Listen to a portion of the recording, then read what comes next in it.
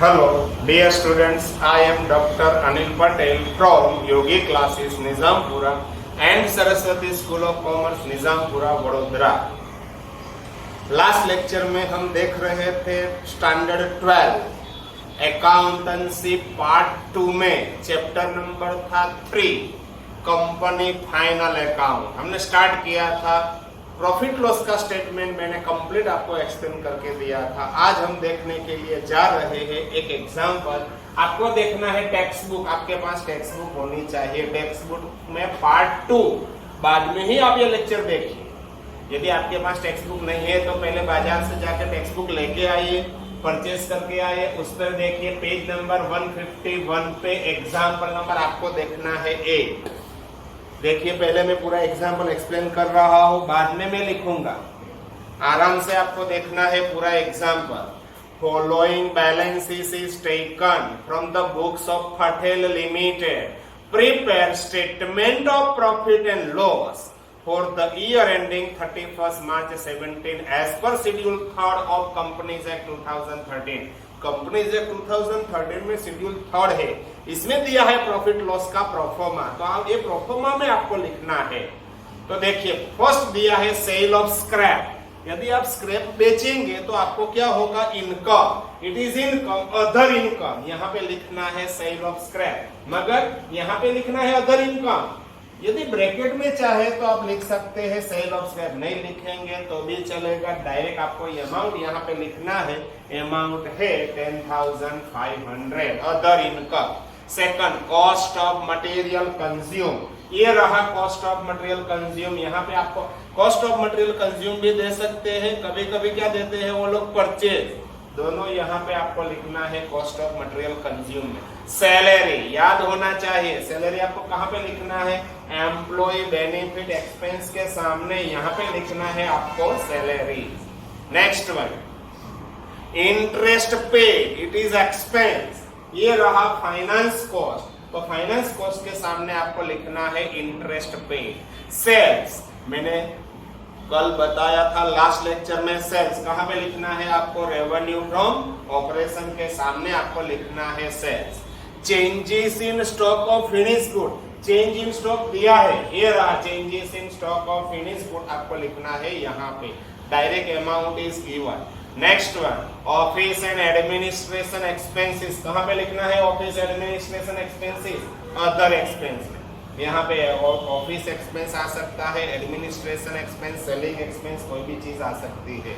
Next one depreciation, आपको याद होना चाहिए डेप्रिसिएशन एंड एमोर्टाइजेशन के सामने आपको लिखना है डेप्रिसिएशन। एंड लास्ट दिया है provision for tax on profit is 30%। Taxation provision आपको यहाँ पे करना है, कितने परसेंटेज? 30%। देखिए सबसे पहले सेल ऑफ स्क्रैप, कहाँ पे लिखूं? Sale of scrap other income में यहाँ पे लिखना है आपको 10,500। Second cost of material consume, कहाँ पे लिखना है? यहाँ पे cost of material consume 1,87,500। Next one, इसके बाद दिया है सैलरी, कहाँ पे लिखना है आपको? एम्प्लॉय बेनिफिट एक्सपेंस के सामने लिखना है सैलरी। अमाउंट दिया है 78,000। नेक्स्ट वन, इसके बाद दिया है interest paid. Interest paid is a finance cost, finance cost के सामने लिखना है आपको इंटरेस्ट पेड दिया है 9,000, तो आपको यहाँ पे लिखना है 9,000। इंटरेस्ट पेड के बाद दिया है सेल्स, रेवेन्यू फ्रॉम ऑपरेशन के सामने सबसे पहले आपको लिखना है sales 3,81,000, 381,000। Next one changes in stock of finish good, ये रहा changes in stock. Changes in stock बोलो, changes in stock of finish good बोलो, बोथ आर सेम। कितना दिया है? 12,000, तो आपको यहाँ पे लिखना है 12,000। Next one office and administration expenses 15। Other expense में आपको लिखना है office and administration expenses 15,600। And last दिया है डेप्रिसिएशन, डेप्रिसिएशन एंड एमोर्टाइजेशन के सामने आपको लिखना है डेप्रिसिएशन। बाद में टोटल के लिए इनकम का टोटल पहले मैं कर रहा हूँ, देखिए 381, इसमें प्लस करना है आपको 10,500 तो हो जाएगा 391,500। आउटर कॉलम लिखना है 3,91,500। बाद में एक्सपेंस के लिए 187,500 प्लस करना है आपको 12,000 प्लस करना है 78,000 प्लस 9,000 प्लस 84,000 प्लस 15,600, तो टोटल हो जाएगा 386,100, 3,86,100। आउटर कॉलम आपको लिखना है 386,100। ये देखिए इनकम में से आपको एक्सपेंस करना है लेस। एक बार जरा चेक कर लेते हैं। ये 187,500 plus 12 plus 78,000 plus 9,000 plus 84,000 plus 15,600, 386,100 minus 3,91,500। Difference आपको मिलेगा प्रॉफिट बिफोर टैक्स 5,400। अब देखिए ये 30% का 5,400 का आपको 30% करने का है, तो इनटू 30% करेंगे तो ये हो जाएगा 1620। इसमें से 1620 आपको करना है लेस, तो हो जाएगा 3780। ये हो गया आपका एग्जाम्पल ओवर। एग्जाम में वैसे तो ओनली प्रॉफिट लॉस पूछने का चांस बहुत कम है, फिर भी आ सकता है। इतना क्वेश्चन लिखेंगे आपको 11 आउट ऑफ 11 मार्क्स मिल सकता है। मैं यदि प्रॉफिट लॉस आया तो कभी कभी क्या करते हैं एग्जाम में ओनली बैलेंस शीट पूछते हैं, कभी कभी profit loss and balance sheet बहुत पूछते हैं। तीन में से कोई एक चीज आ सकती है। ओके, ये हो गया आपका एग्जाम्पल नंबर फर्स्ट। यहाँ पे ओवर टेक्स्ट बुक का जो एग्जाम्पल था पेज नंबर 151 पे एग्जाम्पल नंबर 8 था, ये यहाँ पे हो गया कंप्लीट। अब हम सेकंड एक्स्ट्रा एग्जाम्पल कर रहे हैं। ये रहा एग्जाम्पल, मैंने पहले से यहाँ पे लिखा हुआ है। अब यहाँ पे उसको सोल्व करेंगे। तो देखिए अब मैं यहाँ पे ड्रॉ कर रहा हूँ, ये लिखने की जरूरत नहीं है, ये भी सब निकाल देंगे पहले क्योंकि अब नया एग्जाम्पल। और एक्स्ट्रा प्रैक्टिस के लिए ऐसा है तो मैं एक लेक्चर और कर दूंगा एक्स्ट्रा प्रैक्टिस के लिए, आपको यदि पता नहीं चला है तो।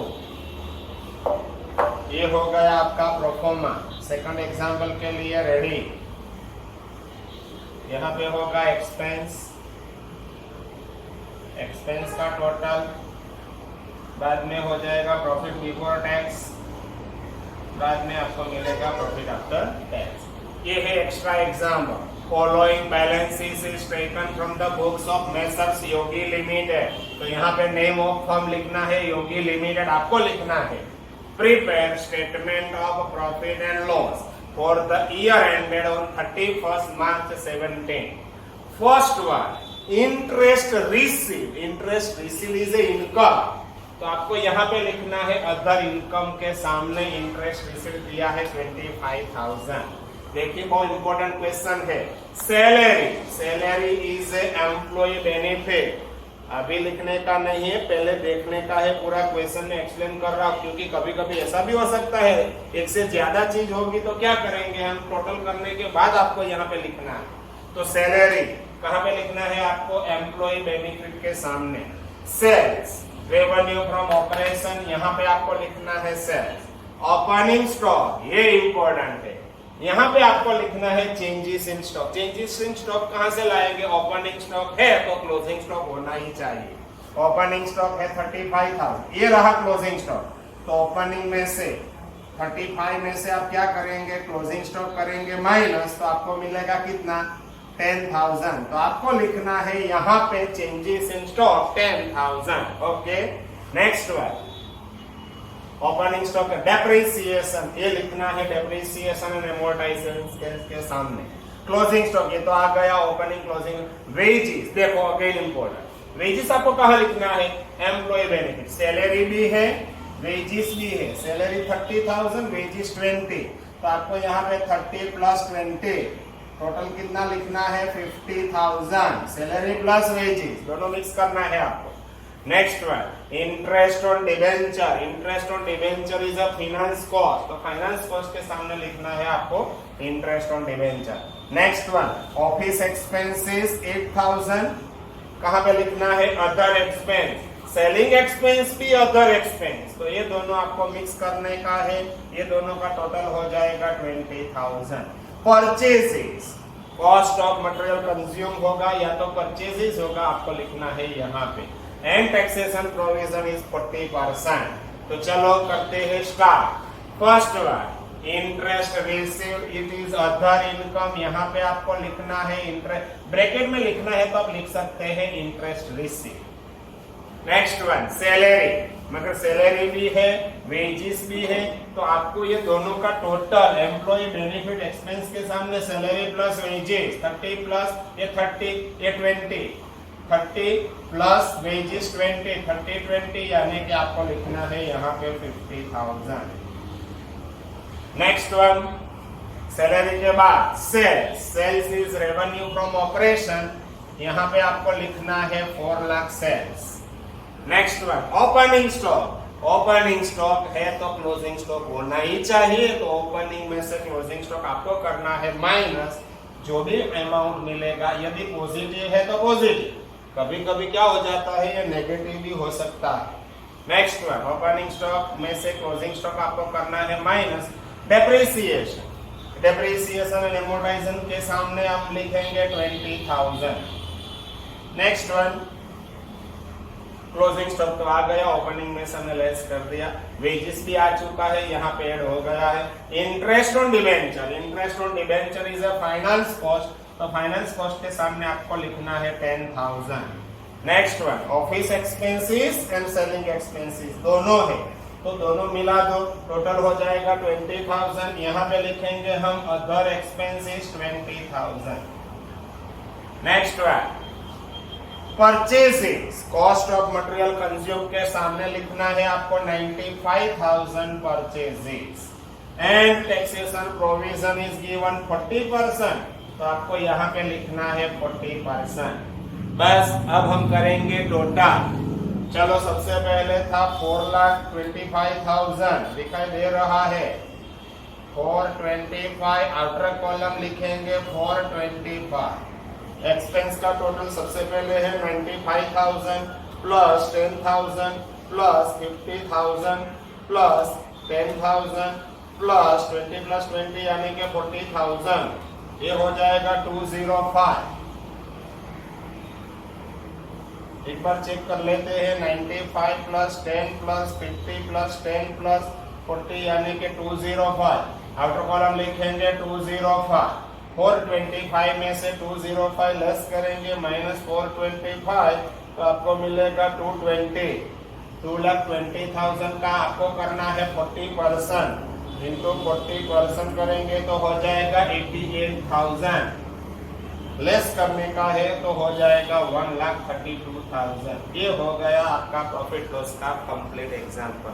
मगर आपको ये याद होना चाहिए, इंटरेस्ट रिसीव्ड है, कहां पे लिखना है आपको, अदर इनकम।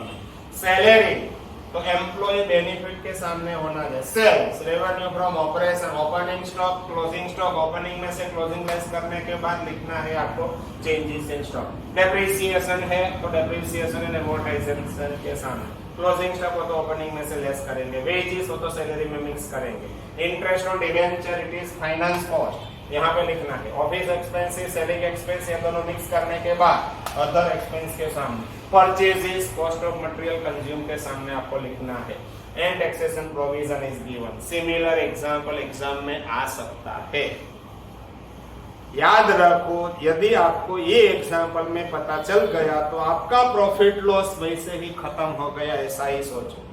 आगे नेक्स्ट लेक्चर में अभी 1 या 2 एग्जाम्पल ऐसे है तो हम और करेंगे एक्स्ट्रा प्रैक्टिस के लिए, यदि जरूरत है तो। यदि जरूरत नहीं है तो सेम एग्जाम्पल आपको 2 बार करना है, 3 बार करने का है, इससे हर एग्जाम्पल में एग्जाम्पल नहीं होगा। तो हम नेक्स्ट लेक्चर में स्टार्ट करेंगे बैलेंस शीट की लायबिलिटी साइड का परफॉर्मेंस। Okay, bye bye.